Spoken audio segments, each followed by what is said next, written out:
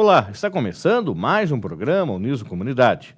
Para falar sobre o lançamento do seu novo livro, estamos recebendo o professor Aldo Vanucchi, o livro intitulado Filosofando com a Hora da Estrela. O professor Aldo Vanucchi é assessor especial da reitoria da Uniso e foi o primeiro reitor da Universidade de Sorocaba. Professor Aldo, muito obrigado mais uma vez pela presença do senhor no nosso programa. Antes da gente falar especificamente do Filosofando com a Hora da Estrela, que é o mais novo lançamento que o senhor está trazendo aqui para o programa, inclusive vai ser feito esse lançamento na própria Associação Sorocabana de Imprensa, aqui em Sorocaba, e posteriormente, no mês de agosto, para os alunos da Uniso. Vamos falar um pouquinho como é que o senhor tem essas aspirações da escrita de um livro. Esse livro é seu filho, que número qual já?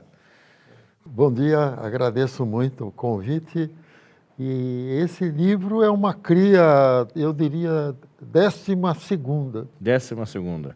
Quando é que começou o primeiro livro que o senhor publicou? Foi em 1977.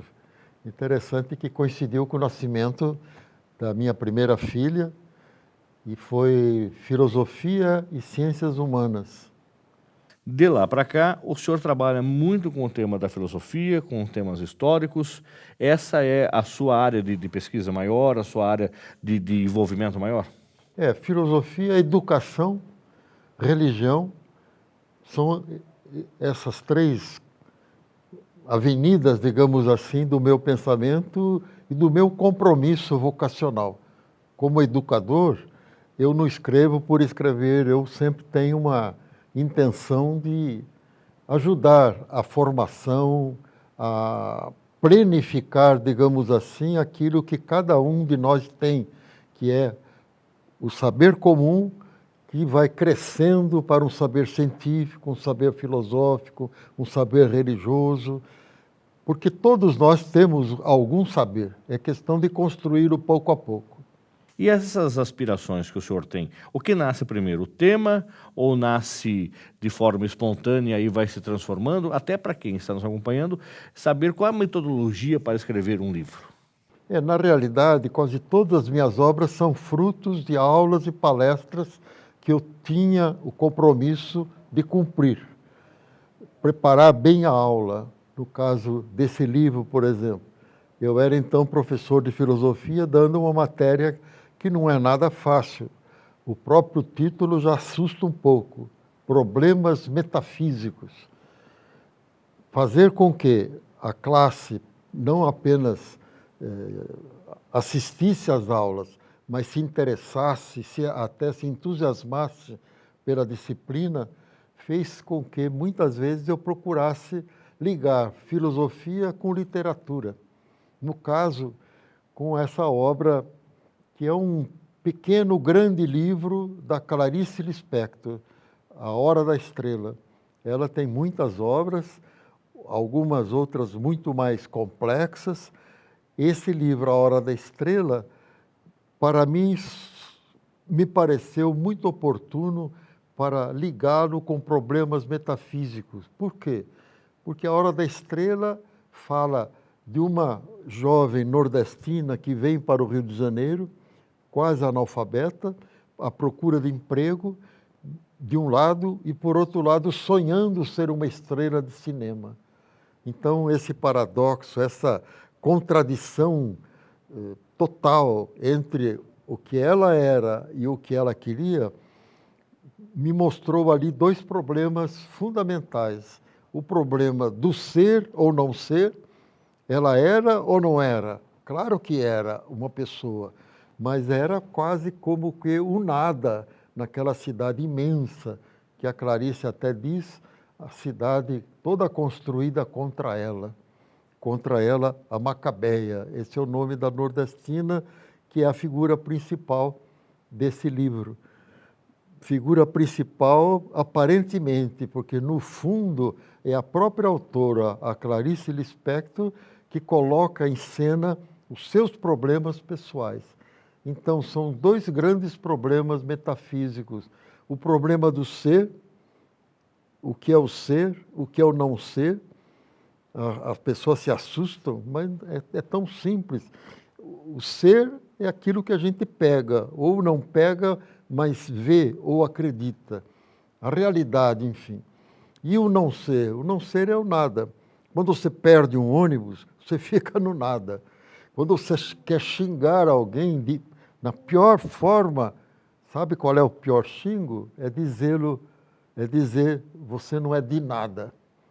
É como se ele não existisse.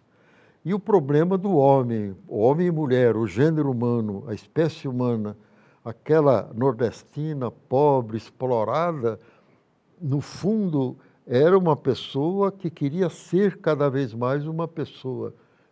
Morreu atropelada por um carro, era uma estrela prostrada no chão, mas ainda estrebuchando na agonia, ainda imaginando que ela era uma estrela como Grace Kelly, como Marilyn Monroe. E aí o senhor faz esse paralelo da obra do autor, da Clarice Lispector, com essa releitura da filosofia. O senhor acredita que quem vai ler Filosofando com a Hora da Estrela e não conheça a obra consegue entender, ou é fundamental também ler a obra da Clarice Lispector e entender, ou compreender, ou discutir com essa releitura que o senhor faz? Na realidade, se a pessoa já leu A Hora da Estrela, ou ler antes desse meu livro, claro que aproveita mais.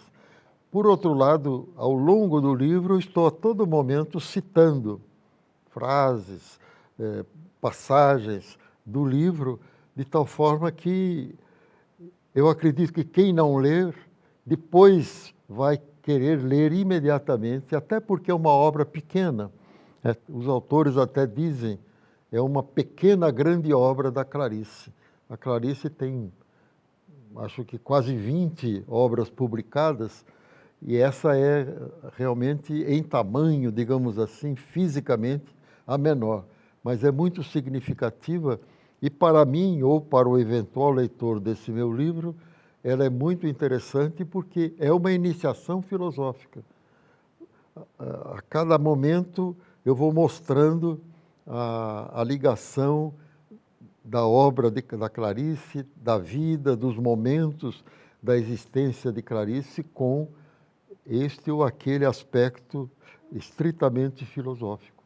Para quem é indicado o livro, já que o senhor acabou de afirmar que ele é uma iniciação filosófica, e as edições Loyola, ela tem uma série que o senhor já escreveu, inclusive outros livros para eles, da área de filosofia, intitulado Filosofar é Preciso. Para quem é esse livro? Essa é a questão fundamental dentro da minha intenção de publicar esse livro, é destinado especialmente a professores de filosofia, mais ainda particularmente a quem trabalha com filosofia no ensino médio. A gente sabe que o ensino médio no Brasil está em crise, e numa crise, um enrosco muito grande, porque é a idade aí de 15, 18 anos em que os jovens ficam na dúvida, vale a pena passar parte do dia ou o dia inteiro numa escola, ou é melhor eu pegar um emprego? Pela habilidade que a juventude atual tem com a informática, muitos e muitos acham que aprendem muito mais na internet do que ouvindo aquele professor rançoso que fica repetindo coisas que ele aprendeu 20, 30 anos atrás, realidade diferente do mundo de hoje, globalizado. Então, a clientela do ensino médio, especialmente nas aulas de filosofia, é uma clientela totalmente alheia, totalmente desinteressada. De 30 a 40 alunos, haverá uma meia dúzia que se interessaria ou se interessa, mas a maioria não. Então, a minha intenção nesse livro é justamente oferecer esse instrumento de trabalho para o professor de filosofia do ensino médio. E o senhor deixa muito claro, acho que pela nossa convivência, professor Aldo, aqui na Uniso já há 18 anos, que o senhor nunca põe a culpa, entre aspas, do não aprendizado ao aluno, e sim ao professor. O senhor acabou de comentar aí que ele aprendeu esse professor há 20, 30 anos atrás e vem repetindo esse sentimento. E a clientela mudou. O professor precisa se adaptar, ele precisa ler outras obras de filosofia, ter outros instrumentos para chamar o aluno para uma disciplina que, entre aspas, poderia ser tão chata, ou outras que são tão difíceis, que na cabeça desse aluno precisa ter um docente que esteja antenado. Você pegou o ponto. É precisamente isso, né? Eu não acho que todo professor tem que ser um showman. Afinal, a sala de aula não é circo, não é a hora do fantástico, muito menos de novela. Mas, por outro lado, ele tem que se atualizar, ele tem que... E atualização é leitura, mais leitura, todo dia, e sem desânimo. Quando o professor acha que já sabe tudo, a aula dele começa a cair tremendamente. E além da leitura, é preciso a leitura do mundo. Essa é realmente a grande leitura que, às vezes, o adulto se dispensa de fazer e cai numa ignorância muito grande da convivência social. A leitura do mundo que é não só jornal, rádio, televisão, mas ter momentos para confrontar o que ele pensa, como ele se formou, o que lhe ensinaram e o que ele vê na rua, no negócio, nas empresas, no cinema, na televisão, especialmente o que ele sente na vida, nos olhos, na movimentação dos jovens. Aí é que há realmente a possibilidade de sinergia. Eu, com 40 anos como professor, não vou ter a ingenuidade de pensar igualzinho e agir igualzinho a essa rapaziada de 15, 16 anos. Mas eu posso mirar neles o que eu não sou e o que eu posso aprender deles e eles de mim, para que haja realmente esse envolvimento em torno de um tema. No caso, literatura, filosofia, o outro professor, mesmo que seja de matéria dinâmica, como educação física, se ele não tiver esse contato vivo, criativo, ele não vai ser um bom professor. Professor Aldo, para na vida o senhor tem 2 filhos reais, um casal de filhos, e tem os 12 livros publicados. Tem uma obra que o senhor tem um carinho maior? Tem uma obra que o senhor fala, esse livro é o que eu traduzi naquele momento o que eu pensava de vida e que hoje ele é indicado como uma obra das escolas, o que o senhor gosta? Enfim, eu gosto muito do livro da história da Uniso. Uniso é uma universidade comunitária, que é um livro básico para a gente entender o próprio ambiente de trabalho. Recentemente o senhor acabou de escrever também sobre Dom Aguirre. O senhor tem um livro predileto? Você me colocou contra a parede. Não dá para perguntar se o senhor gosta mais do menino ou da menina, também ficaria... É muito difícil. Mas eu respondo. O livro que eu mais aprecio é aquele que ainda não nasceu. Ou seja, vai nascer, eu acredito que agora, em setembro, mais tardar em outubro, é a vida do meu sobrinho Alexandre Vanucchi Leme, que já está no prelo, pela editora Contexto, deve sair em setembro, outubro, pode até sair antes, e onde eu conto, como tio, aquilo que eu não tive coragem, não tive força interior para contar antes. Ele já faleceu há 40 anos, foi preso, torturado e morto no tempo da ditadura, em 1973, mas que eu resolvi escrever a partir do final do ano passado, conseguindo então juntar as luzes da cabeça, da inteligência, da memória com as forças do coração, tentando um equilíbrio para que o livro não seja piegas, não seja lacrimoso que eu não chore no livro, mas, pelo contrário, que no livro eu seja firme, dizendo a verdade, sem esquecer que ele tem também o meu sangue, porque filho da minha irmã. É o livro cujo título será Alexandre Vanucchi Leme, jovem estudante morto na ditadura. E o senhor fez parte recentemente da Comissão da Verdade, que é um trabalho que vem sendo feito pela Câmara Municipal de Sorocaba. E o senhor foi o primeiro depoente, vamos dizer assim, onde o senhor foi contar um pouco da sua trajetória no período da ditadura e, obviamente, a história do Alexandre Vanucchi Leme. Como é que foi essa experiência? Ou como é que vem sendo essa experiência nesses momentos comemorativos, não tiramos o comemorativo totalmente, desses momentos de lembrança da ditadura, que não se comemora de hipótese alguma ditadura? Vejo que você conhece tudo de mim. Um pouco. E realmente estive lá, faz poucos dias, na Comissão Municipal da Verdade, em boa hora criada, um exemplo para o país inteiro. Quem sabe se muitas outras cidades abram também esse canal de revelação do que foi a ditadura.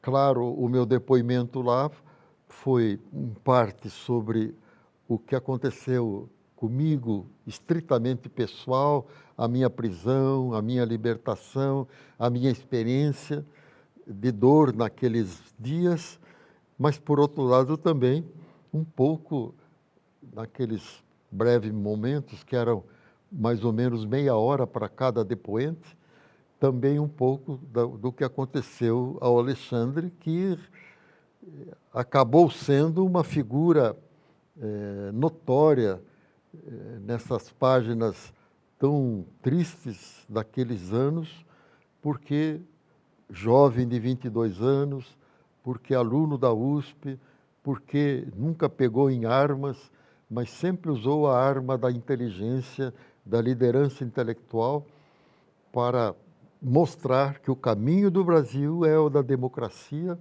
e uma democracia participativa, uma democracia que não fica apenas em autoelogio ou em dias de eleição, mas participando diariamente na construção desse país, que naquele tempo era enaltecido como um tempo de milagre econômico, como um tempo de grandes realizações, como a Transamazônica, até hoje inconcluída, e tantas outras coisas. Coisas boas foram feitas, sem dúvida, alguma coisa houve. Mas, por outro lado, aquela ditadura foi realmente um passo errado, porque o Brasil, sem ela, não cairia de jeito nenhum no comunismo, como se alegava na época. Soraldo, quero agradecer aí mais uma vez o tempo do senhor para compartilhar conosco e falando dessa nova obra que já está à disposição, à sua disposição, você que tem interesse pelo tema, pelo assunto, você que leu Clarice Lispector, A Hora da Estrela, você que gosta de filosofia, essa obra já está nas boas livrarias da cidade, também você pode encontrar pela internet. Lá no Google, basta você colocar lá Filosofando com a Hora da Estrela, já vai aparecer, inclusive, a venda online deste livro, que vai ser lançado na Associação Sorocabana de Imprensa e depois também aqui na Universidade de Sorocaba. Gostaria de agradecer a presença do senhor e já convidá-lo para a hora que o livro de Alexandre Vanucchi Leme estiver pronto, a gente possa conversar também a respeito. Muito obrigado, estarei sempre às ordens para coisas gostosas e boas, como é afirmar a presença da filosofia, da história, da verdade no coração da sociedade sorocabana e regional. Nós vamos para um rápido intervalo e, na volta, recebemos o presidente do DCE da Uniso, Gabriel Soares. Voltamos já.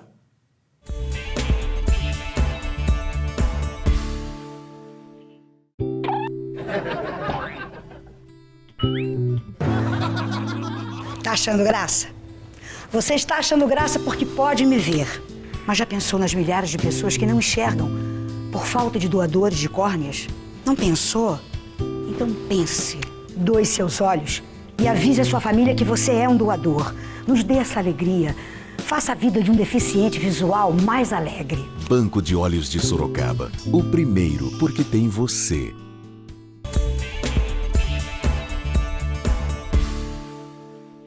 Voltamos com o Niso Comunidade. Nesse bloco, vamos conversar com o novo presidente do DCE, que é o Diretório Central dos Estudantes da Uniso, que foi empossado no dia 15 de maio. Gabriel Soares, ele está no comando da chapa da unidade. Vai nascer a novidade. Gabriel, muito obrigado pela sua presença. Como é que foi você ter escolhido a Uniso para fazer o curso de Direito? Primeiro, queria agradecer a presença, professor. A escolha da Uniso, na realidade, foi uma escolha muito surpresa, na verdade. Eu pretendia seguir outro curso, pretendia seguir outra universidade, porém, no meu último ano do colegial, acabei vindo para a Universidade de Sorocaba e não me arrependo, estou muito feliz aqui, fiz muitos amigos, pude crescer politicamente, estou realmente muito feliz aqui. O que você pensou em fazer primeiro, antes de fazer Eu pensava direito? em fazer psicologia. E você queria fazer onde? Não tinha, na verdade, uma faculdade específica, mas eu queria fazer fora de Sorocaba, queria viajar provavelmente para outro estado, né? Psicologia, daí acabou se tornando direito. Tem alguém na família que é advogado, bacharel em direito? Minha mãe é bacharel em direito, porém nunca gostei da área. Minha avó, já falecida, também era juíza. E eu nunca gostei muito da área, mas gostava muito mais de psicologia, mas sempre me identifiquei com a área de humanas, né? Porém, pouco antes de entrar na universidade, falei, acho que é direito mesmo, e não me arrependo. Muito bem. Aí como é que surge a sua aspiração, a sua vivência política dentro da faculdade? Logo de início, fiquei sabendo da existência do Centro Acadêmico de Direito, aqui dentro, do qual logo já fiz parte. Comecei a participar e no segundo semestre da faculdade já assumi a vice-presidência do Centro Acadêmico de Direito. Comecei a conhecer as entidades representativas dos estudantes fora da universidade, como a União Estadual dos Estudantes e a UNE, a União Nacional dos Estudantes. Comecei a participar de congressos e comecei a me apaixonar por esse mundo do movimento estudantil. Nesse ano, assumi a presidência do Centro Acadêmico, logo no início do ano, que nós tivemos as nossas eleições. E agora, felizmente, tivemos as eleições do DCE que acabamos ganhando e estamos tocando o DCE agora. Eu tive a oportunidade de até mediar os debates que vocês fizeram. Nós fizemos 3 debates, um no Campus Trujillo, na cidade universitária, um no período da manhã e o outro no período da noite, com a outra chapa. E aí, esses debates, em alguns momentos, eles chegavam até a dar uma esquentada, ser um pouco mais contundente, por questionamentos que as chapas faziam umas com as outras. E hoje, qual é a representatividade do DCE a ponto de haver esse envolvimento dos alunos, desse debate dos alunos em querer assumir o Diretório Central dos Estudantes? Professor, eu acho que é assim, uma coisa em comum das duas chapas é que as duas queriam realmente melhorar a nossa universidade. A discussão ali é como isso seria feito, né? Qual seria o processo para melhorar o dia a dia do nosso estudante. A gente acreditou no projeto, acho que os alunos acreditaram nesse projeto, desde a formação da chapa, que não foi um processo rápido, foi um processo demorado, uma questão de 4, 5 meses para formar todo esse pessoal, para a gente conseguir passar em sala, trazer os alunos com a gente, conseguimos colocar 165 estudantes e durante todo o processo os alunos compraram a nossa ideia, acreditaram no nosso projeto, né? E assim, agora que a gente foi eleito, a gente pretende colocar esse projeto em prática, temos muitos alunos que estão chegando, estão nos procurando para participar de fato do Diretório Central dos Estudantes e vamos fazer com muita luta aí, vamos batalhar bastante para colocar esse projeto em prática. Como é que foi a votação de vocês? Como é que isso... quantos votos vocês tiveram e a outra chapa teve quantos votos? A nossa chapa teve 1.345 votos, a chapa da unidade Vai Nascer a Novidade, e a outra chapa teve 533 votos. Você acredita que esse número de votos também foi quando você montou a chapa, vocês tiveram uma ideia, não sei se isso permite o Estatuto do DCE, acredito que sim, de ter um número muito grande de membros da chapa. Você falou que passaram de 160 membros, é isso? Enquanto a outra chapa não tinha um número expressivo assim. Então, como é que foi ter montado uma chapa com bastante alunos? Vocês tiveram em mais de 160 alunos. O Estatuto permitia isso? Isso, o Estatuto do DCE não estipula o mínimo nem o máximo de estudantes. Mas daí já o nosso nome, né, da unidade Vai Nascer a Novidade, porque a gente tem a ideia, na verdade, de unificar a universidade. Porque hoje, um grande problema que a gente encontra é a falta de politização do estudante. eu passei em 185 salas da universidade junto com os outros integrantes da chapa. E a gente via que a gente tinha a sala que nós entrávamos e tínhamos que explicar o que era o DCE. Antes de falar de eleição, explicar nossas propostas, a gente tinha que explicar o que é o DCE. Inclusive, é um grande projeto, é a nossa principal proposta para essa gestão, para que na próxima eleição a gente não tenha que passar em sala explicando o que é o DCE, e sim que todos os alunos já saibam o que é o DCE. Daí colocar 165 pessoas na nossa chapa, para que a gente consiga unificar todos os cursos e trazer todas as demandas pro DCE. Não unificar só no curso de Direito que eu faço, Engenharia, que é um curso mais popular. A gente tem gente de Gastronomia também, pessoas de Artes também. Enfim, nós temos pessoas em praticamente todos os cursos justamente para trazer a demanda, trazer os problemas de todos esses cursos para o DCE. Né? Até porque a gente tem as demandas que afetam a todos os estudantes, né? Questões estruturais, questões de falta de Wi-Fi, por exemplo, que afetam todos os estudantes da universidade. Porém, tem aqueles problemas pontuais de cada curso, né? E é baseado nisso que a gente pretende trabalhar, né? Nessas questões pontuais e também nessas questões que afetam a todos. Por que você acredita, Gabriel, você como jovem, né, 18 anos, faz direito, que o jovem hoje ele não é politizado? Se a presença da União dos Estudantes, do DCE, da UNE, em outras épocas foi combativa, se discutiu contra o regime militar, contra a ditadura, foram para as ruas, estudantes morreram por causa dessa briga, e de repente hoje, que nós temos um processo democrático com autonomia total para a liberdade das pessoas, a força política parece que vem diminuindo nos jovens. O que você acredita que isso pode estar desmotivando o jovem na política? Eu acredito que a gente está num processo de evolução, porque a gente ainda sofre muito, a gente ainda tem uma cicatriz muito grande na nossa sociedade dos tempos da ditadura. Né? A repressão da ditadura, a opressão que a ditadura impunha nos meus pais, nos meus avós, ainda é muito forte hoje, porque os meus pais e os meus avós ensinaram, os meus pais me ensinaram que política é chato, assim como ensinaram vários outros jovens, com uma pressão muito grande da grande mídia também, que política não presta, política só tem corrupto, incentivou o jovem hoje, o estudante hoje, a não participar. Né? A gente passou também 8 anos de um governo que tinha um projeto que não tinha afinidade com as necessidades da juventude, por exemplo. Isso também contribuiu muito, né, após a ditadura, após outros governos, para que a juventude não se aproximasse da política. Acredito que agora a gente está num processo de evolução, né? A UNE vem crescendo cada vez mais, a União Estadual dos Estudantes vem crescendo cada vez mais, DCEs por todo o Brasil vem sendo fundados, centros acadêmicos, e essa participação está aumentando cada vez mais. Porém, a gente ainda tem muito que avançar. Né? Acredito que, antes de pensar em mudar o mundo, a gente tem que pensar em mudar a nossa universidade. E é isso que a gente está se propondo a fazer aqui dentro da universidade. Tem que ficar claro também, para quem está nos acompanhando, que o DCE da Uniso não é um órgão vinculado à instituição de forma que é atrelada à administração da instituição. Não, ela é um órgão que é um grupo de estudantes com total autonomia, que tem assento, inclusive, dentro dos órgãos superiores da universidade para debater e se posicionar enquanto representante dos alunos.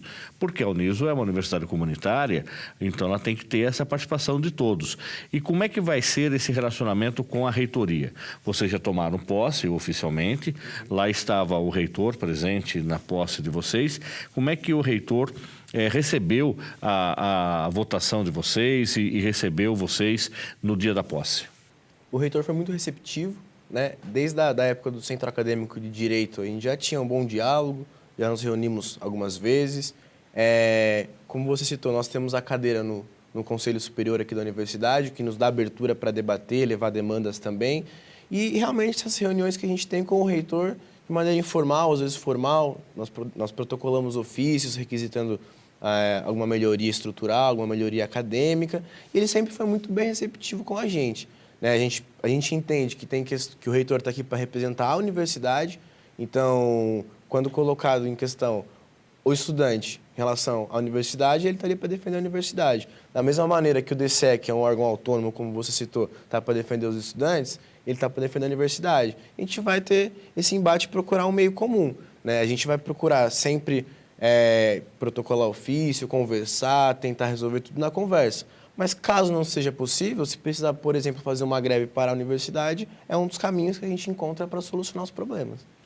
Vocês tiveram como mote da chapa uma das coisas mais contundentes, ou pelo menos os 2 pontos, me permita, se eu errar, você me corrija, que eu acredito que era o Wi-Fi com melhor qualidade para todos os estudantes, e vocês debateram também a construção de um restaurante universitário.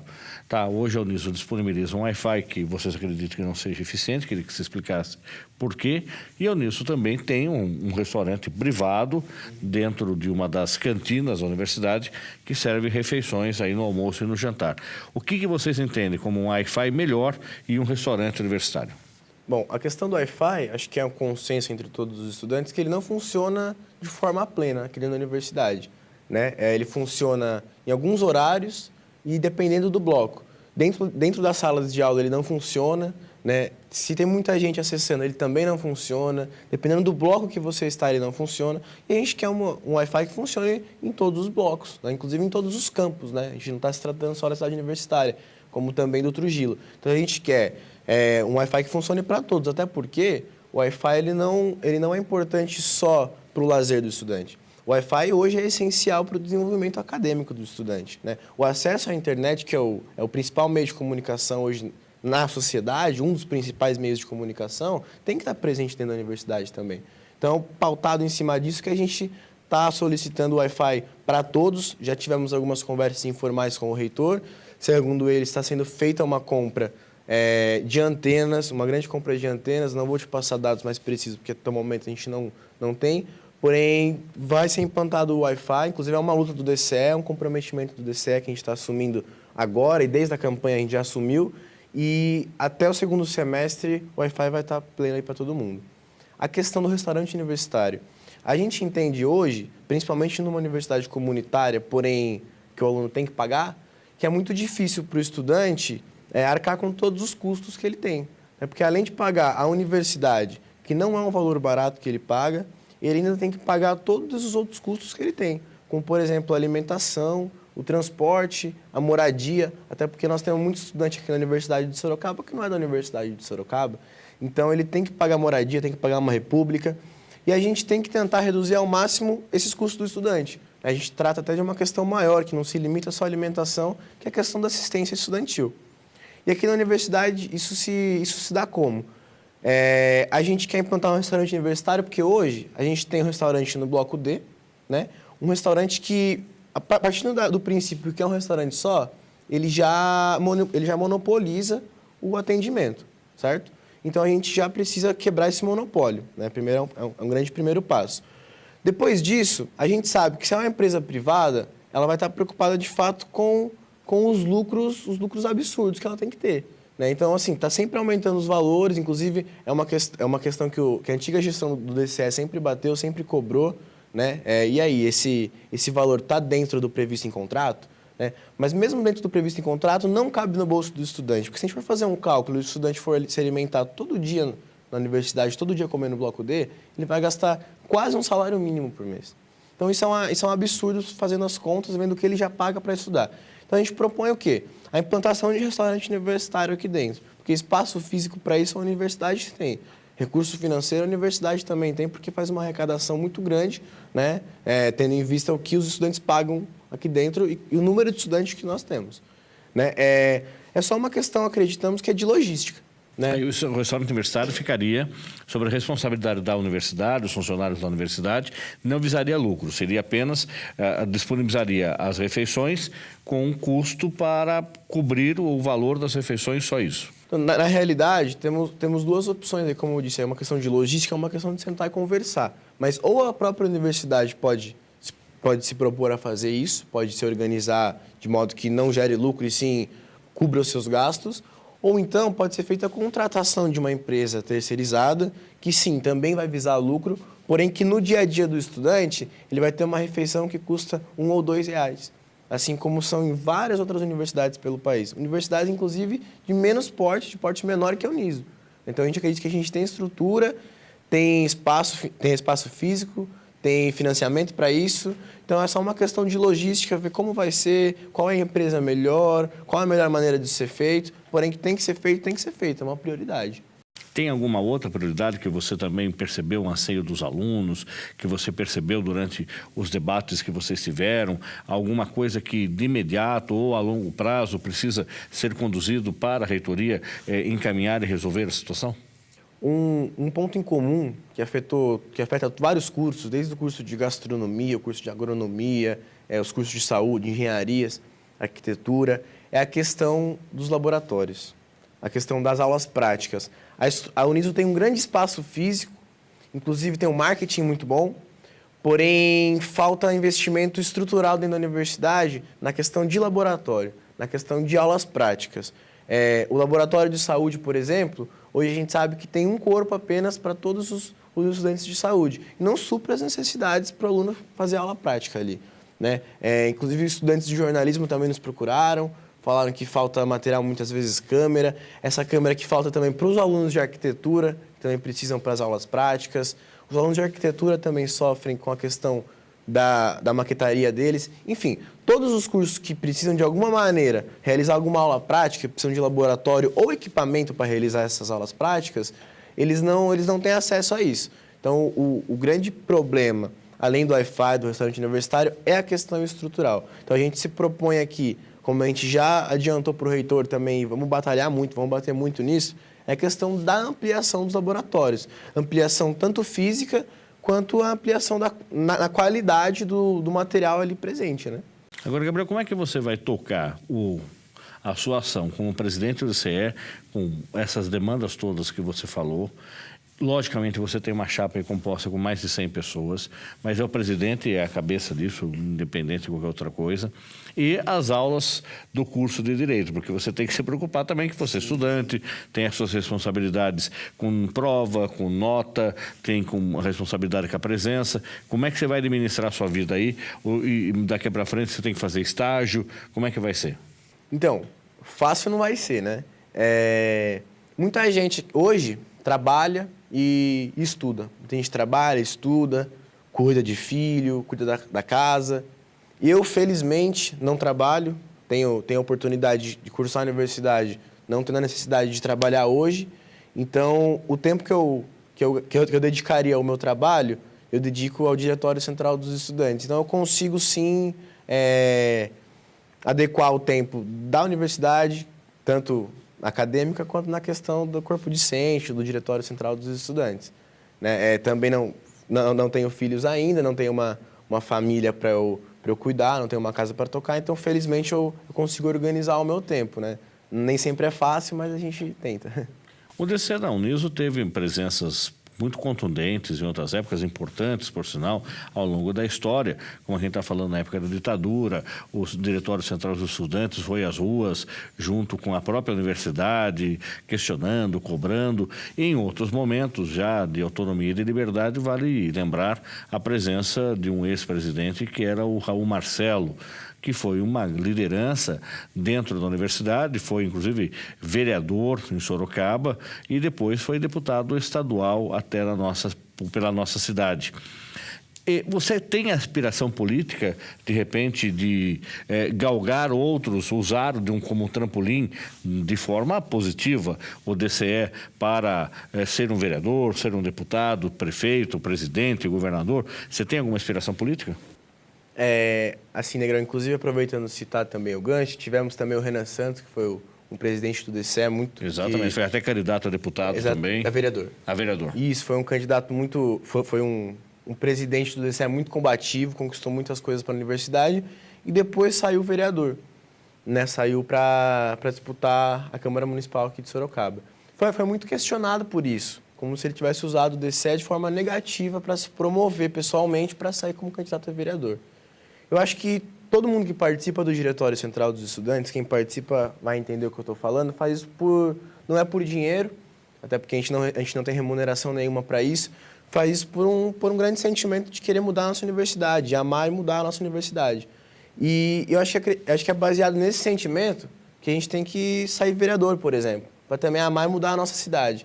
Então, eu acredito que se eu tenho esse sentimento dentro da universidade, não posso dizer que não sairei vereador um dia, né? Não posso dizer nunca, né? Porém, não é uma pretensão que eu tenho hoje, né? Não é uma pauta que eu que eu penso, não é uma coisa que a gente discute, né? Eu e todo o nosso grupo, né, o Diretório Central dos Estudantes, não é uma coisa que a gente coloca em pauta, não é uma prioridade e não faz parte de um projeto hoje.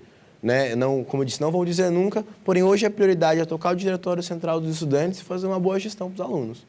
O diretório vai ter uma sede, vai ter um ponto fixo de encontro. Como é que vocês vão ser localizados? A nossa sede é uma sala de aula que fica no primeiro andar do Bloco C, sala 107. Nem sempre estamos lá justamente porque, como comentei com você perguntou também, temos a vida acadêmica, temos que estar em sala de aula, nem sempre podemos estar na sala 107, Bloco C, primeiro andar, mas sempre que possível estamos por lá, nos procurem. E também existe a página do DCE no Facebook, né? É só colocar DCE Uniso, lá você pode mandar mensagem, entrar em contato, lá tem os nossos telefones também, é mais fácil fazer o contato via internet, a gente marca uma reunião e conversamos pessoalmente com os alunos. Então, hoje, o aliado à rede social vai ser um aliado de vocês de estar falando com os alunos e também recebendo as demandas dos estudantes, é isso? Isso, assim como foi na campanha, inclusive, né? A gente apostou muito nessa questão da internet, né? Especificamente das mídias sociais como o Facebook, por exemplo. Né? Porque a gente sabe que muitas pessoas hoje não leem jornal, muitas pessoas não assistem televisão, mas grande parte da população, diria que a maioria, tem um Facebook pelo menos. Né? Principalmente os estudantes, os jovens que estão aqui dentro, eles utilizam o Facebook como a principal ferramenta de lazer e principal ferramenta de comunicação. Então a gente também não pode imaginar o DCE e esse trabalho de politização do estudante como um processo engessado, né? Como um processo conservador. Acho que o DCE, como toda a política nacional, tem que se adequar à realidade do jovem, e não o contrário. Então, se o jovem está no Facebook, a gente tem que sim ir no Facebook, a gente tem que ir atrás desse jovem, tem que ver qual é a realidade dele e se adequar a essa realidade. Por isso que a gente aposta tanto na internet. Então, para achar vocês, é DCE Uniso no Facebook, é isso? Isso, DCE Uniso. Só colocar lá. Eu queria agradecer a sua presença, Gabriel, desejar sucesso para você e que o programa está à disposição para que quando vocês tiverem essas conquistas, tiverem essas demandas, tiverem outras discussões de que vocês eventualmente vão fazer, acredito também que vocês vão participar aí da preocupação com realização de semanas universitárias, semanas de estudo, use o espaço também aqui para divulgar. Obrigado, professor. Queria agradecer a presença, queria agradecer o convite, dizer que não tivemos oportunidade aqui de explanar sobre todas as nossas propostas, mas ia pedir para o pessoal que está assistindo a gente, que está em casa, curtir a nossa página no Facebook, DCE Uniso. Lá a gente tem todas as nossas propostas, os nossos trabalhos, acompanhem, cobrem, que é muito importante, porque o DCE só existe porque existem os alunos aqui dentro da universidade. Então, peço que vocês curtam a nossa página, acompanhem os nossos trabalhos e participe do DCE também, participe do centro acadêmico do seu curso. Caso não exista um centro acadêmico no seu curso, vamos procurar fundar um centro acadêmico, vamos se organizar. É importante a participação dos estudantes, porque problema todos os alunos passam aqui no dia a dia, né? Porém, lutar por esses problemas é o que vai diferenciar a gente dos outros. Então, a gente precisa realmente de pessoas diferentes. Então, você que está em casa, que está assistindo, que é da Uniso, está convidado a participar do DCE. Agradecer de novo a presença e muito obrigado, professor.